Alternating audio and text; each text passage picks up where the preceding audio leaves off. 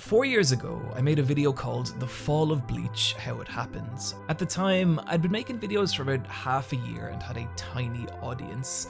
And that's why it was such a shock when, at a party, a friend told me that the Bleach video I had uploaded earlier that day had been watched by 20,000 people. I was happy. The video was a big step forward for me in terms of writing, editing, telling a story, and it went on to be the third most viewed video on my entire channel with over 3 million views. But there was a problem. The information that story was based on was wrong. Initially, the reaction was really positive. Even Bleach fans seemed to appreciate the video, but over time, that started to change. People started to point out glaring mistakes in the fall of Bleach, and while I waved it off as people being angry on the internet at first, eventually I was left with the uncomfortable reality that I had fucked up. And I've talked about this on Twitter, in other videos, and in the description of that video, but there would always be people telling me that I needed to remake The Fall of Bleach. And the thing that pisses me off most about these people is that I agree with them.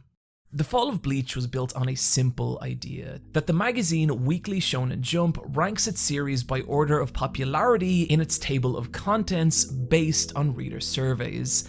And when I charted Bleach's table of contents position over 10 years, I noticed a trend as Bleach went from the third most popular position to gradually falling all the way to the back of the magazine before being cancelled in 2016. My video charting how the decline in quality of Bleach's story correlated that trend. There's two huge problems here. The first being the idea that the Shonen Jump table of contents reflects the reader's surveys is a heavily circulated piece of misinformation with no definitive evidence to substantiate it. Sure, it's possible that a negative response to Bleach in the reader's surveys could have pushed it to the back of the magazine, but it's equally possible that Jump wanted to take Bleach, one of its most popular series, and put it to the back to incentivize readers to read all the way through the magazine, bringing eyes to lesser known series. The point is, we don't know. It's a decision made by the editor-in-chief, but the logic behind it is not available to the public. The second is the idea that Bleach was cancelled. This became another heavily circulated piece of misinformation when Bleach was announced to be ending in just 5 chapters, which caused a lot of speculation given how abrupt it seemed and created an interesting narrative when combined with the misinformation about the rankings. But again, there was never any confirmation of this. It likely had much more to do with Tite Kubo's exhaustion after writing a manga for 15 years, as well as his declining health. And even Kubo himself later stated in an interview how he ended the series how he wanted to. So, first thing we need to address, did Bleach actually fall in popularity? Well, our best indication of that is in its sales figures. If we look back at Bleach's yearly sales, we can see it topped 6 million units in 2009 before a pretty steep decline, bottoming out at around 2 million units in 2016. But yearly sales estimates can be misleading, so what do the volume sales say? We can see here that Bleach's volume sales peak at volume 37, selling 800,000 copies, before a similar decline kicks in, leaving its final volume sales at just over half that at 440,000 copies. There's still a little room for error here, so I want to look at how Bleach was performing compared to other massively popular series of this time.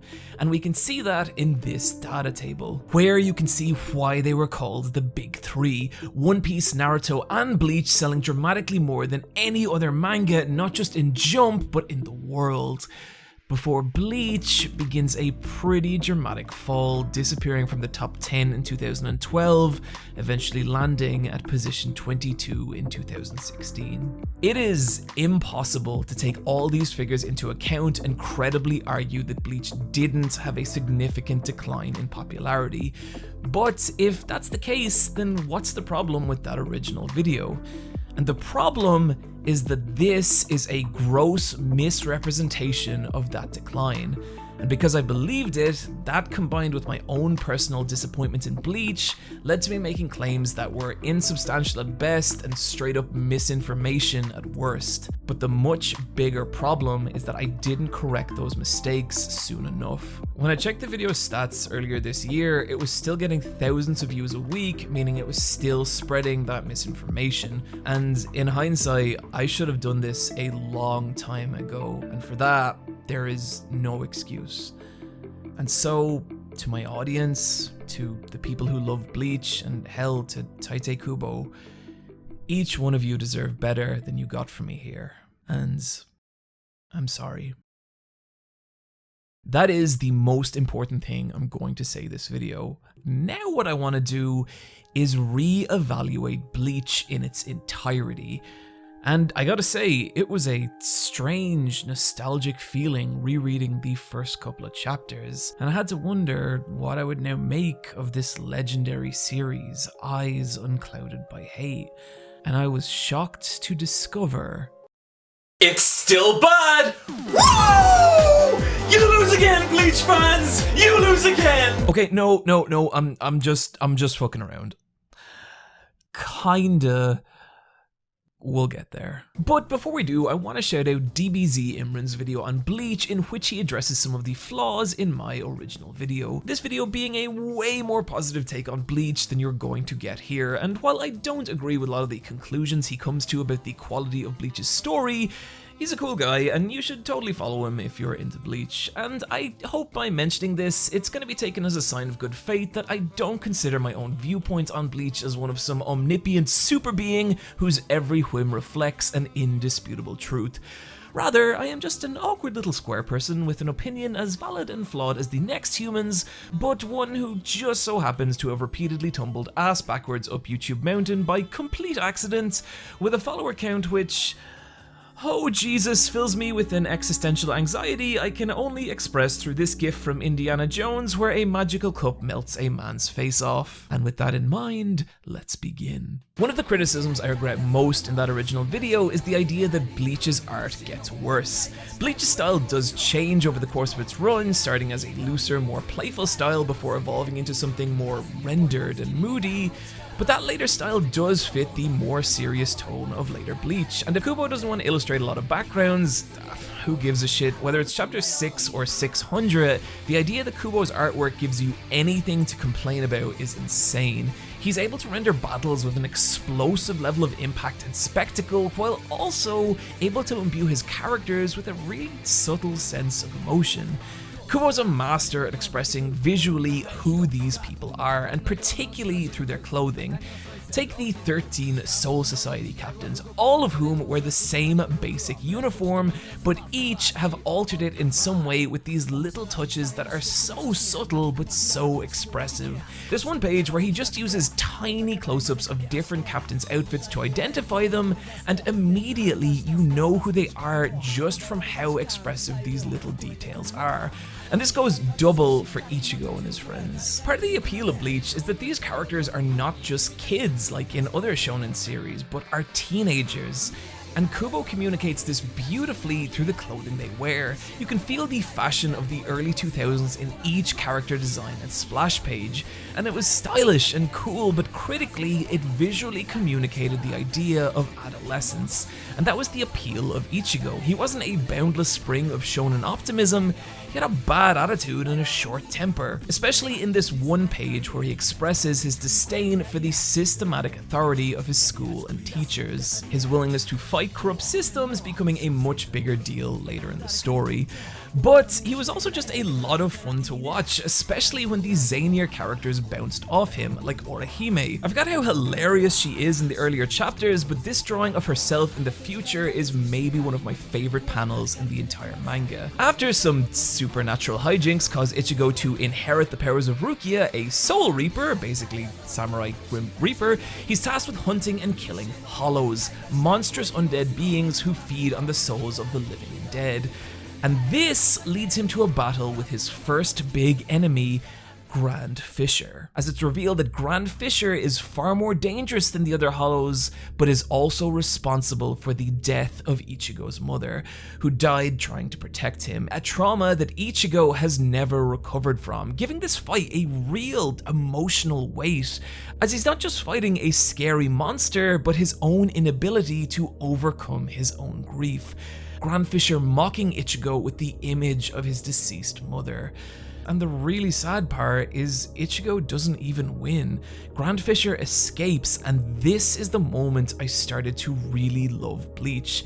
Because grief isn't just something you can overcome in a single instant, and Ichigo's failure to defeat Grand Fissure is a fantastic expression of that. This is the core of Ichigo's character, his inability to escape his own grief, and how that fuels his desire to protect the people he loves. And it's that motivation that drives Ichigo through the first major story arc of Bleach, the Soul Society. After spending 2 months in the world of the living, Rukia is captured by 2 extremely powerful Soul Reapers and charged with the crime of transferring her powers to a human, sentenced to death in just 1 month, with Ichigo and his band of supernaturally powered teenagers attempting to save Rukia by launching an invasion on Soul Society, entering a dangerous new world defined by a rigid hierarchy with rules that feel cold and unfair. And if that isn't a damn near perfect analogy for being a teenager entering adult society for the first time, I don't know what is. The real beauty of this arc, however, comes from the Soul Reapers themselves, and that's because of how well developed they are, both as an organization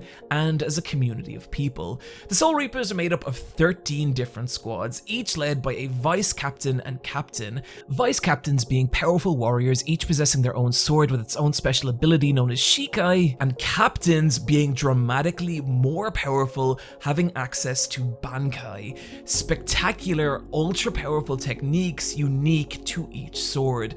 And it's just a lot of fun discovering what each captain and lieutenant can do, and creates a tremendous sense of escalation as Ichigo goes from fighting regular foot troops to vice captains all the way to captains, which are depicted as these terrifying behemoths, massively powerful and nearly impossible for Ichigo and his friends to overcome, creating an incredible amount of tension and drama whenever one steps onto the battlefield. But even more than that, the reason 13 Court Guard works so well as villains is because they kind of don't feel like villains at all. There are monsters among them, but most just feel like people, the series taking the time to develop their history, motives, drives, and most importantly, relationships. Pick any 2 members of Soul Society and chances are you'll be able to draw a kind of social spiderweb of interlinking relationships connecting the 2, and it's these relationships that are at the heart of the Soul Reapers. Take the captain of Squad 7, Komamura, and the captain of Squad 9, Tosin. Komamura, being deeply ashamed of his bestial appearance, hides his face from the world, but he's found comfort in his bond with Tosin, a blind swordsman who doesn't care what anyone looks like. And it's really sweet, but there are so many little relationships like this. Childhood friends, rivals, drinking buddies, unrequited lovers. There's a tremendous amount of time spent developing these characters and their relationships. And it's from this that the battles of the Soul Society draw their emotion. And you can see this especially halfway through the arc when Ichigo faces Renji Aburai, one of the Soul Reapers responsible for capturing Rukia. But the beautiful thing about this fight is it's not just a good guy versus a bad guy, as it's revealed that Renji and Rukia actually grew up together in one of Soul Society's most violent criminal districts, and learned to survive by forming a band of thieves with other children and eking out a life of impoverished happiness amidst the chaos. But as the 2 grew older and closer, they lose each one of their friends to the violence around them, and so desperate to build a better life for each other, join Soul Society as student Soul Reapers, but become separated when Rukia is adopted into a prestigious noble family headed by Byakuya, and so Renji and Rukia's life together comes to an end. Because of this, when Renji finds out that Rukia is going to be put to death, it kills him. He wants to be the kind of person who can save her, but he also can't let himself believe that someone of his lowly status could ever stand against something as impossible and monolithic as the Soul Society, and especially against his captain and Rukia's own brother, the massively powerful Byakuya. And that's why Ichigo's presence in Soul Society torments Renji, because it forces him to confront that belief. And that is the emotional core of this battle. And so when Ichigo defeats Renji, it's Renji's eyes being open to the idea that he can make a difference. And even if there's only a tiny chance, it's worth taking that chance for someone you love. And it's that realization that allows him to switch sides and finally face off against Byakuya. This is what I love about the battles of Soul Society. Each fight has meaning, every fight has some emotional weight or reveals some new piece of information. Even minor encounters like Chad versus Kyoraku demonstrate the ocean of power separating regular people and captains, and as a result, Ichigo's showdown with Kenpachi that immediately follows feels all the more desperate and terrifying, because we have the context to understand how frightening the prospect of facing a captain is. The battle forcing Ichigo to overcome his own fear of death in order to move forward and save Rukia in one of the most violent showdowns of the series. Each fight serves a purpose, each fight tells a story, and serves as a link in the chain that moves the larger narrative forward. But it's in that larger narrative that begins to form around these fights Soul Society becomes one of my favorite pieces of shonen storytelling ever. As we come to know the 13 Court Guard, we start to notice that not all captains seem to trust each other. Some, like the softly spoken Eisen, suspect that something insidious is growing within the organization. Certain orders from the Central 46, basically the shadow government of Soul Society, don't seem to make sense, like Rukia's execution being repeatedly pushed forward.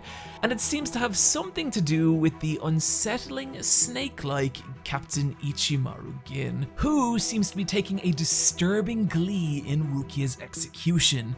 But as Aizen grows closer to the truth, he warns his assistant Captain Momo, who may or may not be in love with him, that there is some danger within Soul Society, and that's when, boom, holy shit, Aizen ends up murdered the next morning, and you realize this is not just a simple rescue mission. Someone with the power to kill captains is behind a deeply fucked conspiracy taking over Soul Society, and it's so exciting.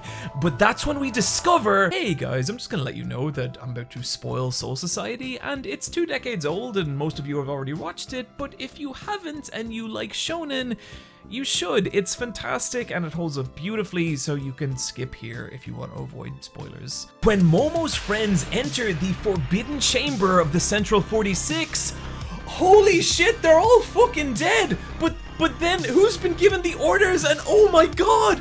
Aizen's still alive! What is happening? And then he stabs Momo, and she loved you, Aizen, she loved you! And it's revealed that the true villain of this entire fucking arc wasn't the evil snake man, it was the soft glasses boy! And so even when Ichigo fights all the way to the peak of Soul Society and defeats Byakuya, Rukia's brother and the personification of putting what society says is right over protecting the ones you love, it feels monumentous. Ichigo has overcome the impossible system. He's won until Aizen appears, and everything Ichigo's learned, all the power he's gained, it is nothing in the face of this new enemy. And Aizen removes an ancient artifact in Rukia's body that this whole execution was just deployed to get, and who alongside Gin and Tosen disappears into the world of hollows as he attempts to ascend to the power of godhood. And man, it's fucking fantastic.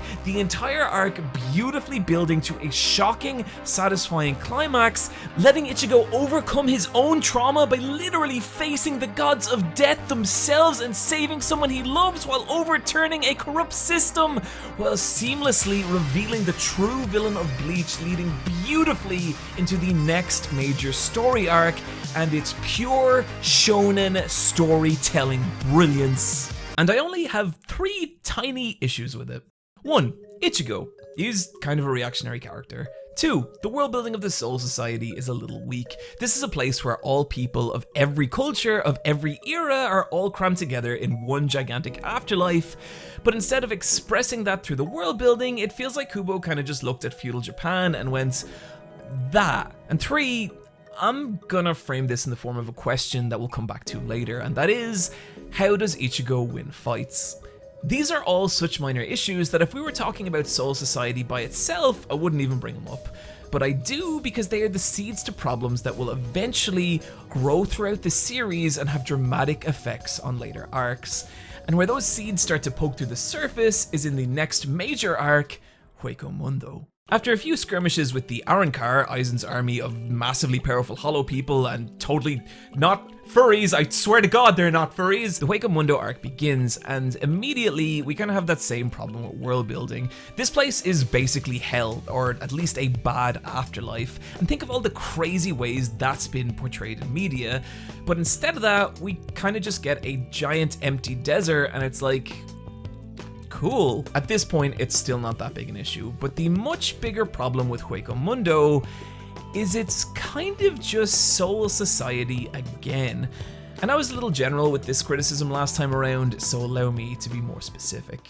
Ichigo and his friends invade a land of extremely powerful death gods who are all part of a hierarchical organization in order to rescue their female friend who has been imprisoned for semi-mysterious reasons. They immediately encounter a large enemy who they defeat with an overwhelming display of force before being split up and fighting their own individual battles. Uryu fights a mad scientist who sacrifices his own minions, Chad is depicted as one of the most powerful members of the group before being squashed by an even more powerful enemy to demonstrate the danger of the opposing force. One of Ichigo's allies is a cute side character who eventually transforms into a sexy, powerful, fully grown woman who used to be part of the opposing force before switching sides.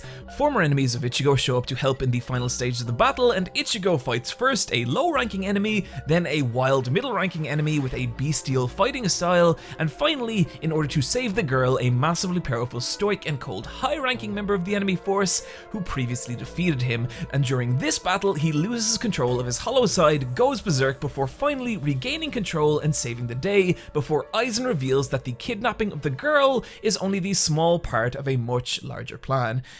This is not general structural repetition, these are the same story beats, and it's maybe the first indication that Bleach is struggling a little with its long-term direction. But worse, by being so similar to Soul Society, it shows you exactly what's missing from Hueco Mundo, and particularly in the Arrancar. The problem with the Arrancar is that they're never given the time to develop as characters the same way the Soul Reapers were. I can tell you every captain, vice captain, and even some of the seated chairs of the 13 Court Guard. I can tell you about their backstories, their relationships, their motives, even the really unimportant little side people, because the series spent the time to tell you who these people were. Now, with that in mind, if you've seen Bleach, can you tell me anything about any of the characters on screen right now? Their relationships, their goals? How about this guy or this girl? Or was this guy really in it? I watched this like 2 weeks ago. Is this actually a character? Oh, yeah, no, it is. That okay. This isn't to say there isn't any characterization, there is some, and what flashes we do get of the Arrancar are really interesting. Noitra pointing out the hypocrisy of the Soul Reapers, Ulquiorra slowly developing a bond with Orihime, and Barragan hurling his axe at Eisen in one final act of defiance.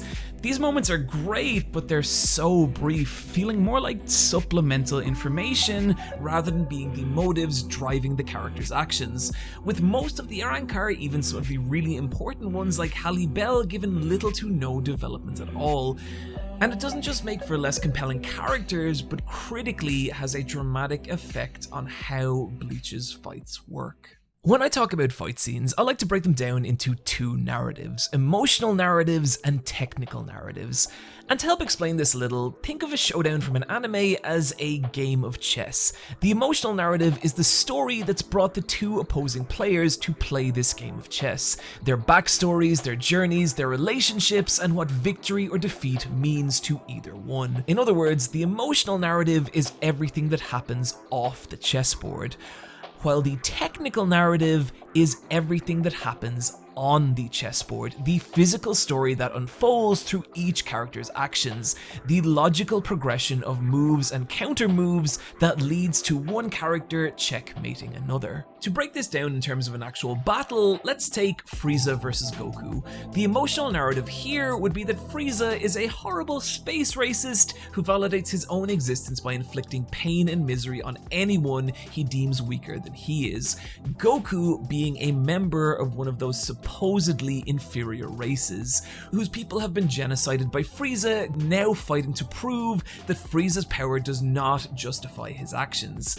As for the technical narrative, I won't go through it all because it's a really long fight, but the final stages of this battle are the famous moment where Goku goes Super Saiyan, which lets him finally fight on even footing with Frieza, Frieza in turn growing more desperate, leading to him using his rather dangerous energy discs, the fight ending with Frieza's own attacks being turned against him. This is the logical progression of actions, the technical narrative that brings the fight to a close. As long as a fight scene has a strong emotional or technical narrative, it's probably going to be pretty entertaining, with great ones incorporating both.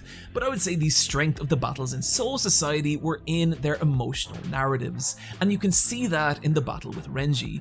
Look at the amount of storytelling that went into establishing who he is, why he was fighting, and how the outcome of that fight changed his future actions in that story. And the problem with the battles of Hueco Mundo is there is so much less character development. It means the battles lack that emotional storytelling that was so critical in Soul Society. And I'd even say that of the really big fights, like Ichigo versus Grimmjow. Now, I like Grimmjow, I like his swagger, I would let him buy me a drink, but my problem with his showdown with Ichigo is it lacks any kind of personal or emotional narrative that drives the conflict. We get a little backstory about how Grimmjow ate his old Hollow partners, which does set up a nice contrast with how he and Ichigo view relationships, but it doesn't escalate the personal conflict between Ichigo and Grimmjow in any meaningful way. And once Grimmjow is defeated, he just disappears from the story as if his only real purpose was as an obstacle for Ichigo to overcome. Yes, I know he shows up for a cameo 300 chapters later, it doesn't matter. And compare that to the emotional narrative of Renji and Ichigo, and it's so much less substantial. I use the fight with Grimmjow as an example because it's actually one of the better encounters in Hueco Mundo, but the reality is that the vast majority of battles are way worse. Most feel like they exist in isolation, devoid of any meaningful personal narrative or the sense that they're part of a larger story. And this leads to a second problem with Bleach's fights.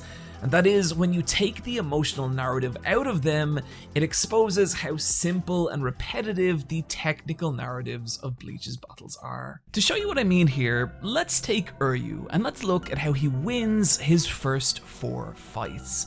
He wins his battle with Jirobo by unveiling his brand new weapon, the Sanrei Glove. He wins his battle with Mairu by unveiling his brand new modification, the Let's Still. He wins his fight with Werner by unveiling his brand new weapon, the Ginrei Kojaku. And he wins his fight with Sander Wiki by unveiling his brand new weapon, the Seile Shinder. I'm not criticizing any of these fights individually, but you can start to see a pattern here. Each one of Uryu's fights ends with him introducing a brand new element the audience has no prior knowledge of, and it's that new element that solves the conflict. In stage writing, this is known as Deus Ex Machina, an unexpected power or event saving a seemingly hopeless situation.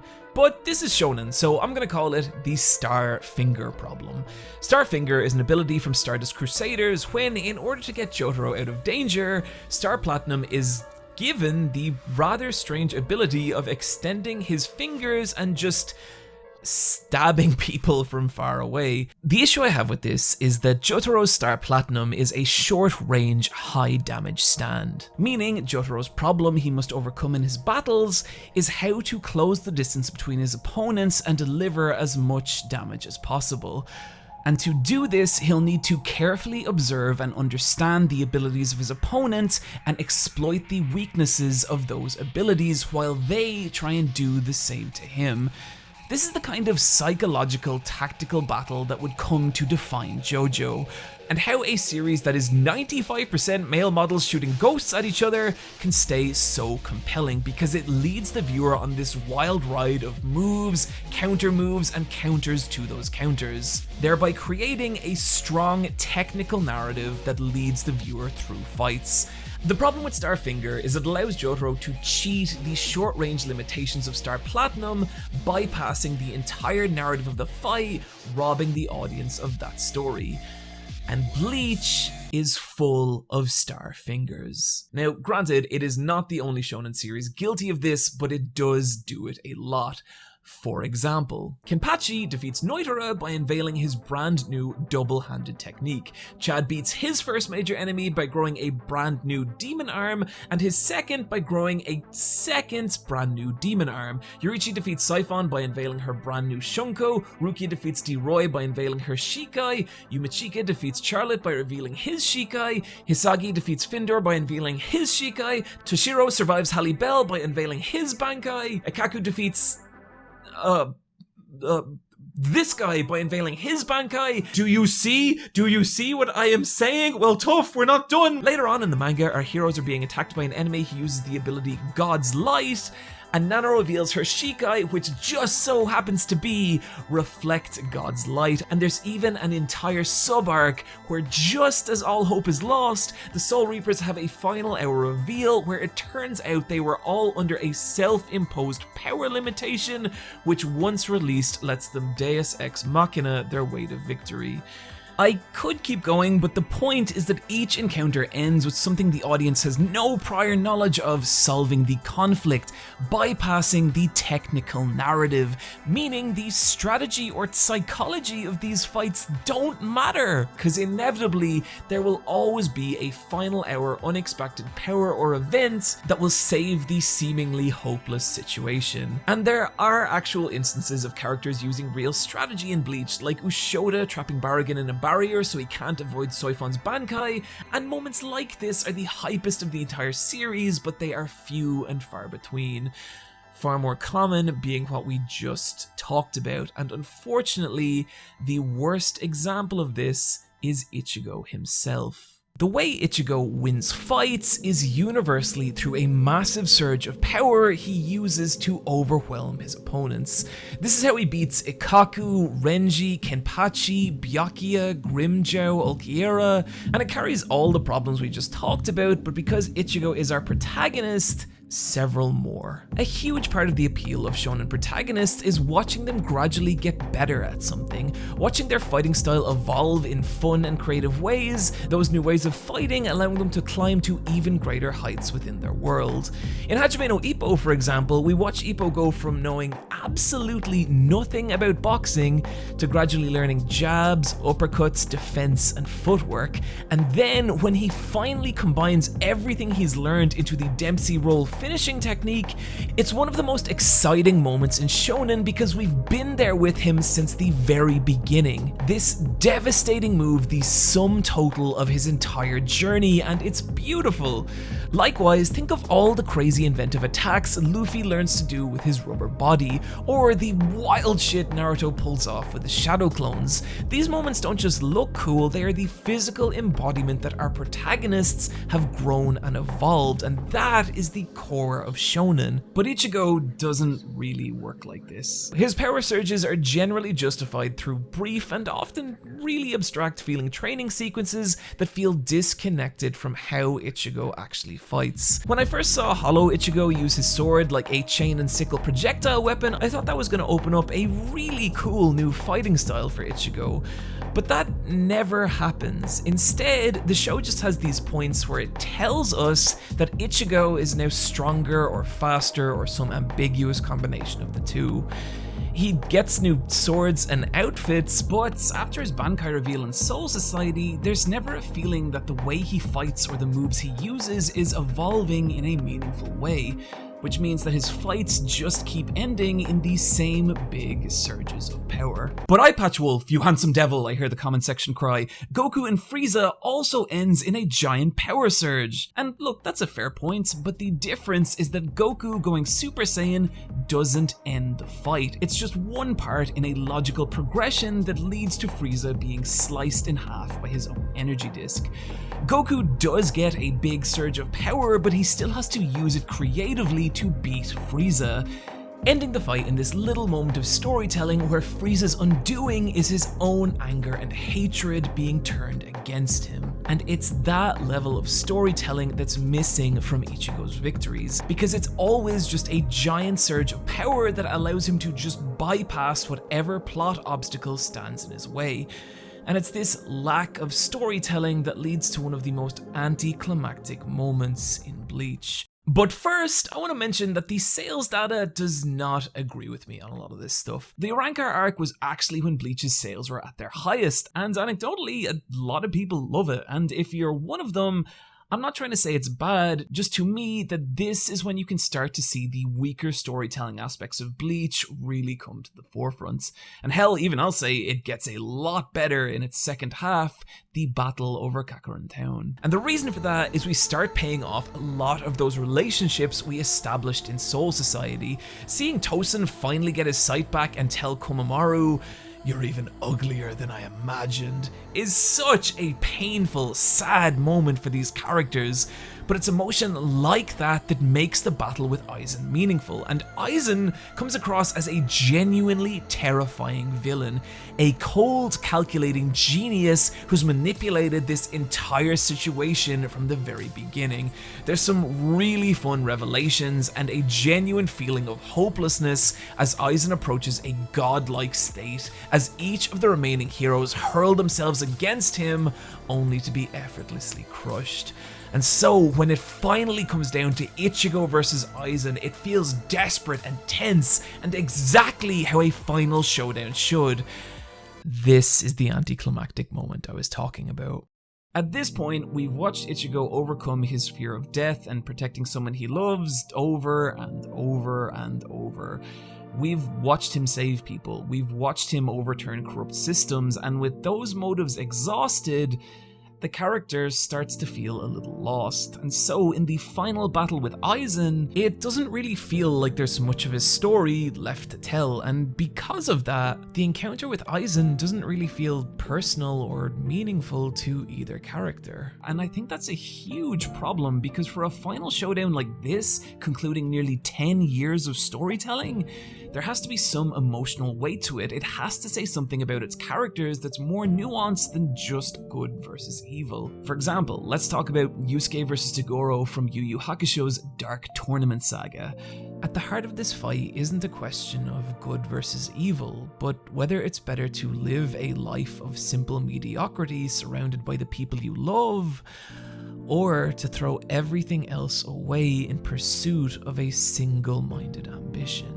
And it's because of that question that this fight still haunts me a decade and a half later after I first watched it. And especially considering the 80-hour weeks I've had to put into this video. Haha, just a little meta humor there for you folks. It's that storytelling I just don't get from Ichigo and Aizen, especially when the solution to the conflict is so brief and insubstantial.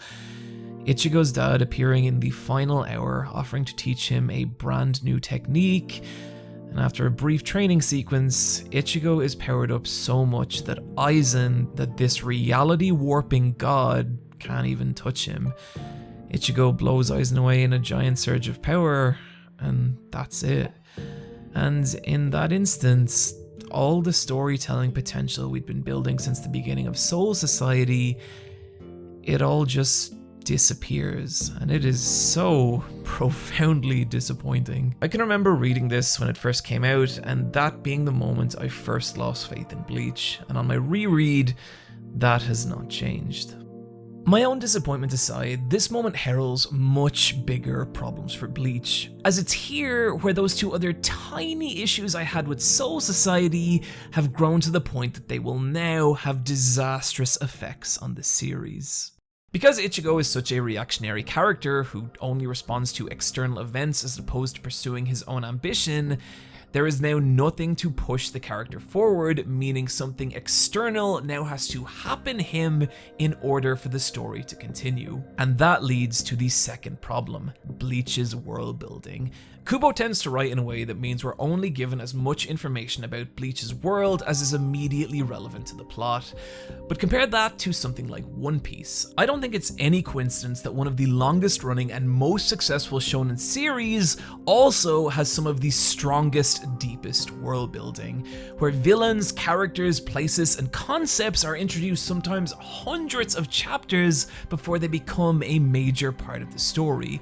But what that means is once the story arc ends, Oda has a near infinite number of directions he can take the next story arc without losing any narrative momentum, because he's already given us the context and information to understand why we should be invested in the next part of the story. Bleach does not work like this. With Aizen's defeat concluding every major story point and character arc, it means a few tiny unanswered plot threads aside, there is now nothing strong enough to pull us into the next major part of the story. And so Kubo now has to invent a new reason for Bleach to exist, and the result is the Fullbringer arc. One part of the fight with Eisen I enjoy but haven't mentioned is how Ichigo loses his power in that final attack. It's a big sacrifice for Ichigo, cutting him off from the world of the Soul Reapers and bringing his character back to just being the regular teenager we met at the beginning of the series. And that's kind of powerful after everything we've been through, especially with him now having to say goodbye to Rukia. But the reason I don't mention it till now is because the central premise of the Fullbringer arc is to undo all of that, with new character Ginjo claiming to have a way to restore Ichigo's power. And so Ichigo joins the Fullbringers, a brand new cast of characters with a brand new villain and even brand new Fullbringer combat system. The art of summoning souls out of inanimate objects to manifest weapons and special abilities, which does lead to Ichigo fighting with a giant swastika for a bit, but you know, that has different cultural connotations in Japan than it does in other places, so we're just gonna move right past that. In fairness, the new combat system does feel like Kubo's attempt to revamp the repetitive battles of Bleach, and there are some really cool ideas here, like Tsukishima's sword, which implants him in your past so that he becomes the most important person in your life, creating some great drama as he turns all of Ichigo's friends against him. And his fight with Byakuya is genuinely the kind of tactical mind game fueled encounter that I wish Bleach had more of. Honestly, I have a lot of sympathy for Kubo here. There is no manual that can tell you how to keep a weekly manga series relevant for 10 plus years, and I respect the chances he took in this arc attempting to do that. The only problem is that I don't think those chances pay off. Once again, it's very difficult to get invested in the Fullbringers given how little character development they get and how disconnected they feel from the rest of Bleach's world. And about halfway through the arc, Ichigo gets his powers back and we drop all semblance of the new Fullbringer combat system, making it just feel kind of pointless, and that is a criticism I would level at this arc as a whole. As once Ichigo's powers are restored, the story just meanders on, the Fullbringers being revealed as the villains, the Soul Reapers returning to defeat them, Ichigo beating arc villain Ginjo with yet another giant surge of power. And at the end of it all, there's just a feeling that nothing really happens. The world and story of Bleach haven't progressed in any meaningful way except undoing the one aspect of the battle with Aizen that gave it meaning. And I don't think the problem here is as simple as one bad storyline, but how the long-term problems of Bleach have left both the story and our protagonist with no meaningful direction, resulting in an arc that feels at best like canonical filler, and at worst like a giant waste of time. I don't think it's any coincidence that this was the point in the series where Bleach's volume sales started to fall, but it's also after the Fullbringer arc that the Bleach anime ceased production and it was pulled off the air. And this is really strange for multiple reasons, namely because Bleach still had an entire story arc left to go, but more bizarrely, The Bleach anime DVD sold crazy well, like better than Naruto, better than One Piece well. And that's likely due to how strong the anime's production was, so why was it cancelled? Was it cancelled? This has been a subject of speculation for quite a while now, and so let's talk about it in a little intermission I like to call, Was the Bleach anime actually cancelled? I'd say the thing to know about the DVD sales is they only amount to a fraction of Bleach's overall audience, with 500,000 lifetime sales. Now if you factor that into Bleach's total unit sales, i.e. the tankobon, DVD sales make up just 0.04% of that. And so it's not really a helpful metric in understanding why the anime was taken off the air. To answer that question, we'd have to do something super awkward and boring, like dig into Bleach's Japanese TV ratings, which we're about to do. This is how Bleach's TV ratings charted over time, but two things to note. One, the 4 different colors represent 4 different time slots, and so aren't directly comparable to each other. And two, due to the massive amount of filler content in the Bleach anime, this shouldn't be taken as a reflection on Bleach's core story. But what's interesting is that the Fullbringer arc, which is here, on average performs worse than the majority of Bleach's filler arcs, struggling to stay above 2% audience share, which is a massive decline when it used to average between 4 and 5% at a similar time slot. And so Bleach was taken off the air and replaced by the Rock Lee and Pals Naruto spin-off, despite still having an entire arc to go. And incidentally, the DVD sales show that similar decline. So, was the Bleach anime cancelled due to consistently declining ratings? We can now answer that question with an absolute, definitive, yeah, probably. But that is us inferring information from statistical data and not confirmation from an official source. And so if new information arises, I'll be happy to correct that. The Fullbringer arc had a disastrous effect on Bleach, both in its sales and its TV ratings, and because it didn't advance the overall narrative of Bleach in any meaningful way, Kubo now enters the final arc of Bleach facing the exact same problem. He needs to restart the entire series with a brand new storyline. And you know what? This time, he kinda fucking kills it. The 1,000-Year Blood War arc begins with Soul Society being invaded by a secret army of Quincy, a race of people thought to have been wiped out in a violent war with the Soul Reapers a millennia ago. And it's great. The Quincy's already have a place in Bleach's universe because of Uryu, and watching them decimate Soul Society with technology that disables Bankai, meaning our heroes can no longer rely on the power that's protected in this entire story, it is devastating and shocking, especially when the Quincy's leader Yacht, their psychotic and terrifying king, kills Captain Yamato, the leader of the Soul Society and the strongest, oldest Soul Reaper. And it's such a fantastic way of turning Bleach's world on its head, so much so that Bleach actually saw a huge surge in sales at this point. But unfortunately, it wouldn't last. The 1,000-Year Blood War is interesting, easily better than the Fullbringer arc, with some really fun villains, some cool long-term payoffs like Nimue finally getting her moment to shine, some great fights like Kenpachi versus Gremmy. In fact, there's just a lot of Kenpachi, which I appreciate. But as great as the start of this arc is, eventually the long-term problems begin to set in, one of the main ones being Ichigo himself. The conflict with Yacht and Soul Society is great, it's super compelling, but it creates this problem where Ichigo, our protagonist, begins to feel like a side character in that conflict. Initially, he doesn't have any more motive to stop Yacht than any other member of Soul Society, meaning Ichigo and Yacht's inevitable showdown could lack that personal edge that made the earlier fights of Bleach so compelling and was arguably missing from his showdowns with Aizen and Ginjo. And I think Kubo knows this, and his solution is a lot of backwards writing. What I mean by this is the 1000-Year Blood War contains a lot of retroactive exposition. Characters explaining how the whole story has actually been super connected the entire time. Like the revelation that Ichigo's mother was actually a Quincy, but the reason she couldn't defend herself against Grand Fisher is because the moment she was attacked was coincidentally also the moment that Yacht awoke from a 900-year slumber and momentarily drained all Quincy of their power. Meaning, in a kind of Ashton Kutcher butterfly effect kind of way, Yacht is responsible for the death of Ichigo's mother, and they lean on that plot point a lot. There's also another subplot where Yacht is actually the man who lives in Ichigo's sword for the entire series and has been secretly controlling his actions the whole time. Granted, that was kind of Aizen's deal too, but his actions during Soul Society did establish him as a master manipulator, whereas with Yacht, it feels way less justified.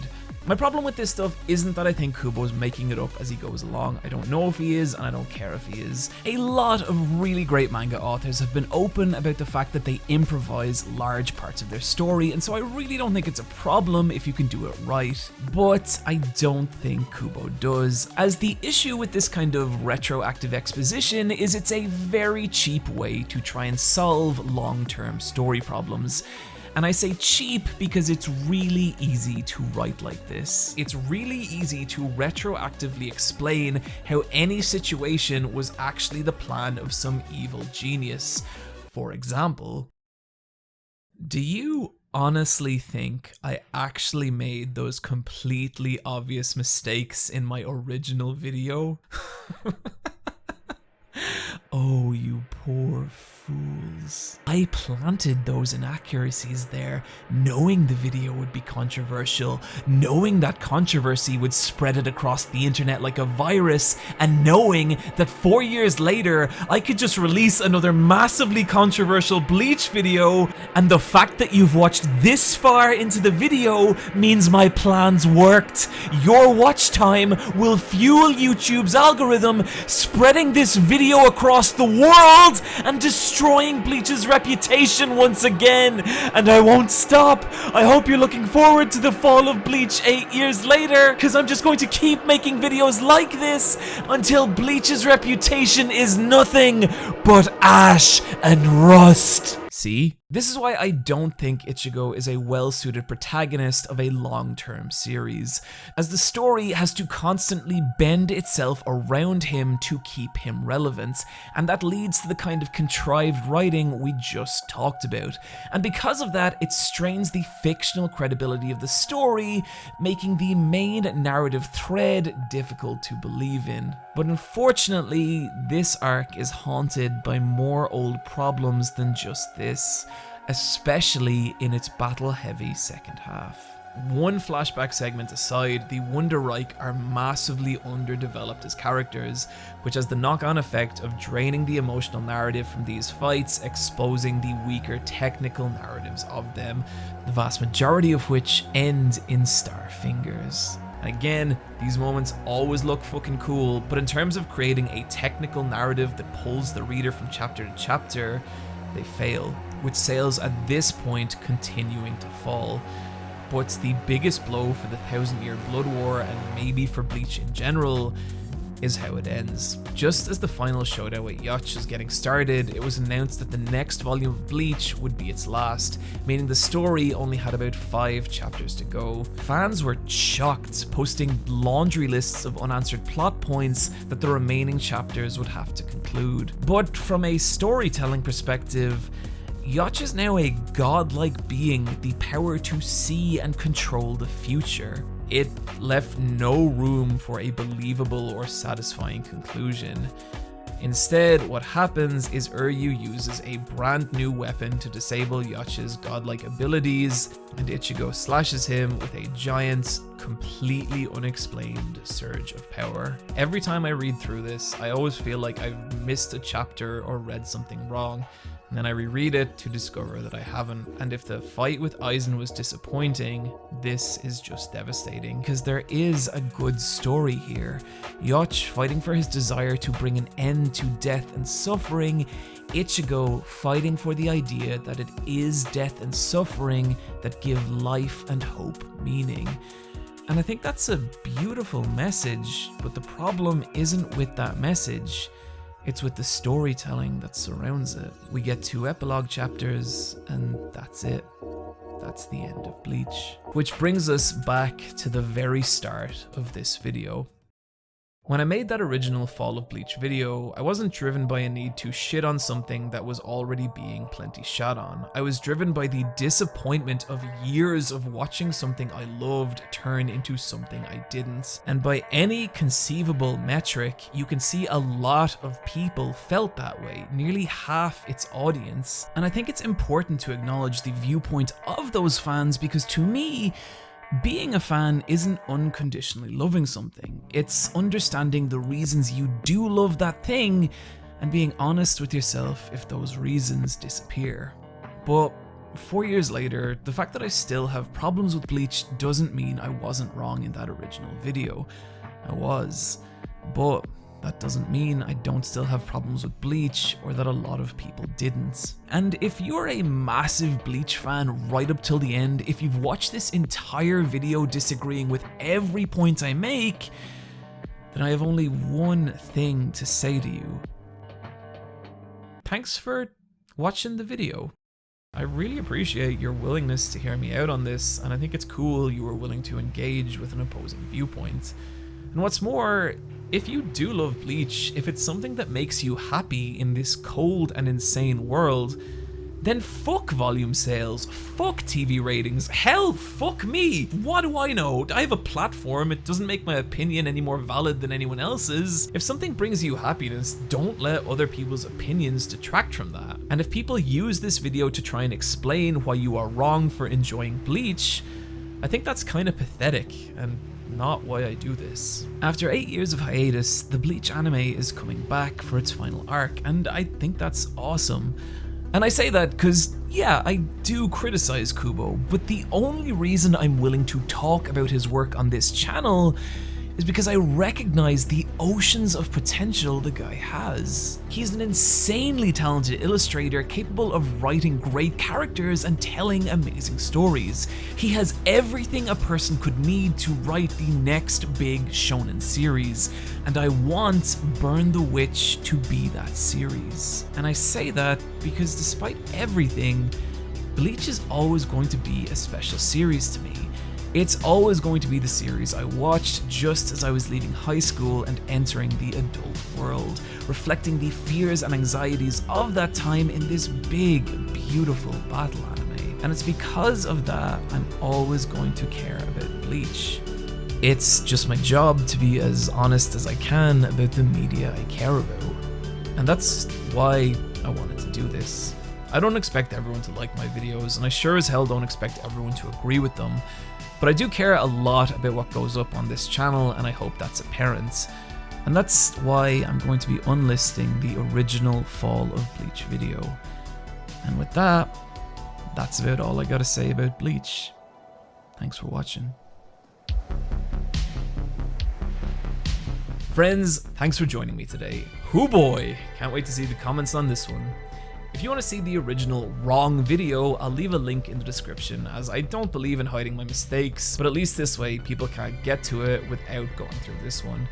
And if you'd like to help this channel stay alive, you can do so over at patreon.com/super Eyepatchwolf, where for just a single $1 you can have your name listed with these beautiful people right here.